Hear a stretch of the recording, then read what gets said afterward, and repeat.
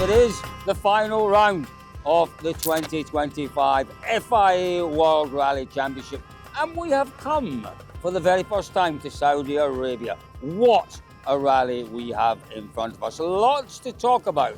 I tell you what, before myself and David start debating this year's championship, the big talk of the service park today has been about just how rough those stages are, particularly stage 11 and 14. There's also been speculation about whether maybe Rally Saudi Arabia might be too much of a lottery for the final round of the year. Let's see what the drivers had to say. It should be the most exciting part of the season, but it feels a bit strange, if I'm honest, right now, because, I will focus on what I can control, like always, and do my best. But I have to say, doing Ricky was a bit hard mentally to see that we have to play the final in this kind of road. So, yeah, element of luck will be very big this weekend, and we hope to stay out of trouble and have a decent fight with Helfin, the fight that we will deserve, I would say, after such an intense season together. But yeah, let's also not rule out Calais after all, because with this condition, absolutely anything can happen. It's usually the kind of rally where you cannot afford to go flat out most of the time, because the risk level will be too high. But the truth is, sometimes even by driving a little bit slower, you can pick up the same puncture and the same issue. So not so easy to have a clear strategy. Our feeling is just to go out there and give the best job we can. Of course, there's going to be an element of using your head on this rally. It's not going to be a flat-out sprint from start to end, but we still have to at least show willing, to try to take the fight to Seb. But of course, we're going to have to use our head at the same time. World Championship at stake. How much do you want this? Well, of course, you work your whole career to have a chance at this moment, but it can change in an instant, also for good or better. Yeah, just got to get the head down and get on with it. I had no championships at the start, and maybe I still have none at the end, so I've nothing to lose anyway. Tell me about stage 11. There's a lot to talk about that stage. The drivers have been discussing it amongst themselves. What are your thoughts on stage 11? The beginning, of course, is still quite rocky and tricky, but it's doable. For sure, the last 3Ks of the stage is really dangerous on the mountain. Super narrow road, a lot of loose stones, and it's all the time some small crest or something. You don't see the stone. If it's something on the road, you will never see it, and then there is a 100-meter drop on the side of the road. So, yeah, if you do the same than we did in Rally Finland with a loose stone, you don't want to know where you end up. All the P1 drivers and Go drivers have said that it's not safe, and we should take it away. So they should listen to us, but we never know what will happen. We will see if they take it away, but for sure it should have been taken away. If all the crews agree that it's too dangerous, it's anyway us who are driving them there, so they should consider it. Stage 11, are you particularly angry about that? Well, I'm the only one that have voted that it's okay to run it. So, but okay, there is two places where it's quite narrow and there is a drop, but it's not like a big drop, like completely. Yes, it's a climb that you will hold a few times, but there is no, I don't know. I just always think that it's part also of the rally. For sure, it's not a really comfortable stage at the end, but there is some bunks, there is some barriers, some Armco, etc. Not everywhere. There is two places where I think we could have had this, but we also have pace notes. We can also decide to push a bit less, go through, and then push after. It's also our part. This is also why we are rally driver, because we adapt our driving. So I always think also about the guys on Dakar with the bikes reading the road book in this kind of road with rocks everywhere. What is the most dangerous? That's the question mark I always have, and I always think. And the other guys with bikes or with ATV or Well, David, a lot to take in from what the driver said. Let's first of all address this issue about, is it too much of a lottery? I know what my views are on it, but I'd rather hear yours. I know what your views are, and I agreed with you. I agreed with you until I sat down in preparation for this, made some notes, and thought about it. And actually, I think it might be. I think it might be too much of a lottery. Okay, Colin, it's very easy to say it's ridiculous. Just get on, drive the car in the middle of the road, mind the rock, do this, that. We know that every driver to a man will say, I will keep the car in the middle of the road, and they'll still have an issue. I'm not saying that this doesn't have a place in the championship. It 100% does. But when we've battled all year, what we want is a super clean fight where the fastest driver comes out on top. You can't tell me that the fastest driver is going to win this rally. David Evans, how can you say that? But the World Rally Champion is not about the fastest driver. No. Because if Elvin Evans if Elvin Evans wins on Saturday, he will not be the fastest driver this year, but he will be the World Rally Champion. But the point is, Cole, because he's the most clever driver. But for me, a finale, we need a round where absolutely everything is... How can you predict what the final round is going to be, or the finale? How can you predict in the year? Well, you know when you see the calendar. No, how can you predict, though, where the decisive round is going to be? It might not be. No, but that's my point. But maybe lob this into the middle so that then there's potential to bounce back from this or whatever. But when you fought all year to have a championship, a world title decided on the turn of a rock. David, you know what you're suggesting? What you're suggesting is we come here in the middle of summertime, 45 degrees. Okay, I'll take one for the team. I'll come in a T-shirt.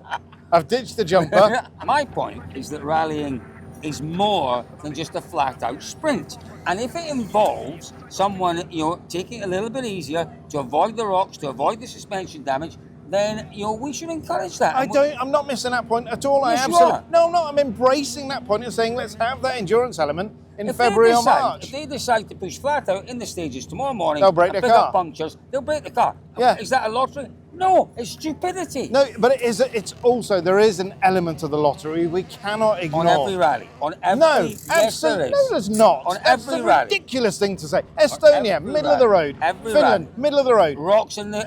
No. Kali-Rovanperä, penultimate stage in Finland 2 years ago. That rock wasn't there before the man before him came. Somebody put it there. But it's a very good point. All right, Estonia. It's so important, Cole. The World Championship. We're here in Saudi. Great place. Warm welcome. Fabulous people. Mega interesting race. The World Rally Championship. It's a World Championship. It has to be in the Middle East. Well, stage 11 and 14. That is the stage that, as you've heard, all the drivers are talking about. It has been shortened at the end by 3 kilometers. So, if you want to see all of that stage, all 60 minutes of myself shrieking, David driving through, I'd have to say, for me, it was one of the most spectacular stages I have driven anywhere until it went dark because we were in there that long. And then it got really gnarly. But if you want to see that, we did an in-depth analysis of stage 11 and 14 over on Patreon. Press the link, head to Club DirtFish at Patreon, and you can see myself and David just, working out whether or not that stage was potentially a rally defining stage, and it still could be. We're only talking about it being a lottery because we do have a championship fight at stake here, and we have a battle in front of us, a 3-way battle. And I genuinely believe it still is a 3-way battle because of everything you just said. Because of the lottery. But we have to be looking at Ogier and Evans. Oh, of course we do. What do you think? 24 points. That again, it's a toss of a coin. Because, one driver Hang on, it's coming down, it's coming down.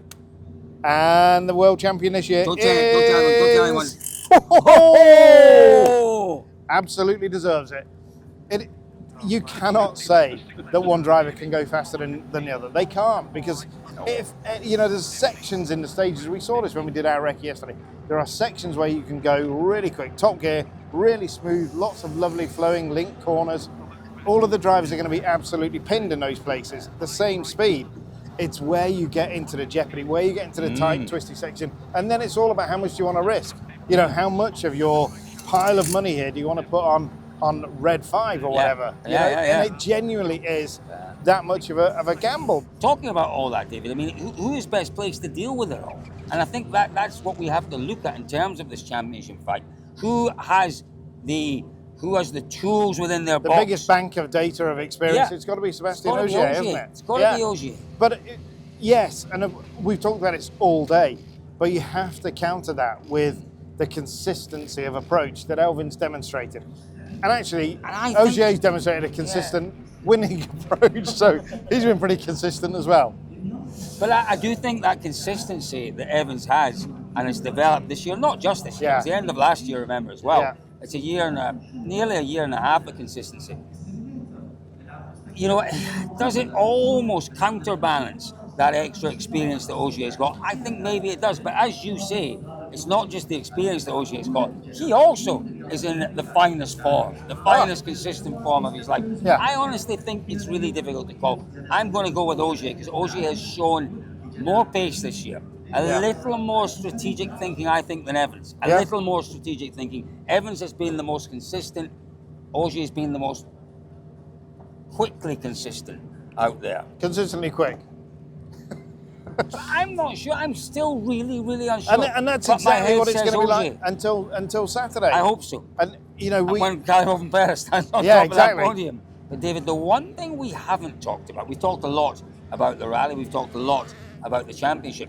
The actual winner here, could it be the Middle East hero, our 5 times Dakar champion, our 20 times, get that, 20 times Middle East champion. You don't become 20 times Middle East champion because you get lucky in the rocks. No. Nasser Al-Attiyah is back in a top line rally car for the first time in 10 years. He did not disgrace himself at Shakedown. He was right up there on the first pass. Only the first pass counts at Shakedown in my books. And he was equal quickest. NASA, we absolutely cannot disregard it because, like you say, this rally is, this region, the Middle East, is so much about experience. Nobody's got more experience than him of how to get a car from A to B in one piece, quickly, consistently, and to win rallies. You know, I think he's got to be shooting for a podium, to be sensible, keep the car in the middle, don't try and do anything heroic, which he won't. Just be there at the finish. He's a man, if anyone is going to avoid punctures and suspension damage this weekend, it is Al-Attiyah, without any question. Cue NASA tomorrow morning, suspension damage and puncture. Listen, apologies, folks, for not going through all our drivers, all our teams. Time is a bit of a premium this weekend, but David, we cannot finish any preview without talking about top 3 predictions. Go on, David Evans. Right. I know who you're putting at the top. Well, given that we haven't spoken much about Hyundai, I'm going to give, this is going to be an emotional final win of the season for Thierry Neuville. Oh. Outgoing, reigning world champion. I'm going with an absolute left hooker here. And then I'm going with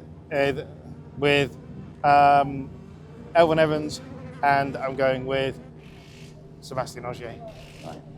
Right. Remember what David Evans has just said. Don't remember that. Because what I'm Forget going that. to tell you is easy to remember. Tanak. Formo. Neuville. 1, 2, 3. So for in which Hyundai. order?